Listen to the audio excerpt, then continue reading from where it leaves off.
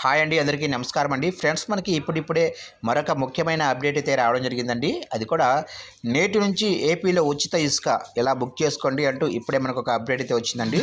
అయితే ఇందుకు సంబంధించిన పూర్తి వివరాలు అయితే మన వీడియోలో తెలుసుకుందామండి. అంటే ఏపీలో ఈ రోజు నుంచి ఉచిత ఇసుక పథకం అయితే అమలు చేస్తున్నారు. ఈ ఇసుకను ఎలా బుక్ చేసుకోవాలి ఏంటనే విషయాలు క్లారిటీగా తెలుసుకుందామండి. వీడియో మాత్రం ఎక్కడ స్కిప్ చేయకుండా వచ్చాను ఫ్రెండ్స్, అప్పుడే మనకు పూర్తి సమాచారం అయితే తెలుస్తుంది.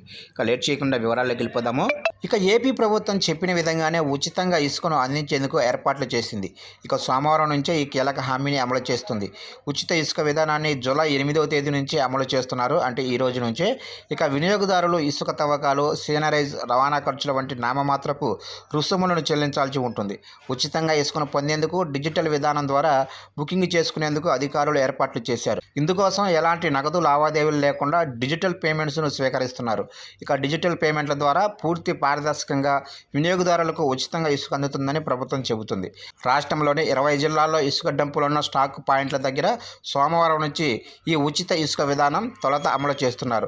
ఇక పార్వతీపురం, మన్యం, కాకినాడ, డాక్టర్ బిఆర్ అంబేద్కర్, కోనసీమ, పశ్చిమ గోదావరి, కృష్ణా, అనంతపురం జిల్లాల్లో మాత్రం అందుబాటులో ఉండదు. ఇక ఉచిత ఇసుక విధానం డిజిటల్ చెల్లింపుల స్వీకరణ కోసం 16 జిల్లాల్లో బ్యాంకు అకౌంట్లు ఓపెన్ చేశారు. ఇక ఇసుక అందుబాటు విషయాలతో సహా ఇసుక స్టాక్ పాయింట్లను గనుల శాఖ అధికారిక వెబ్సైట్లో ఉంచుతామని, ఉచిత ఇసుక విషయాలను ఏ రోజుకు ఆ రోజు వివరాలను అప్డేట్ చేస్తారు.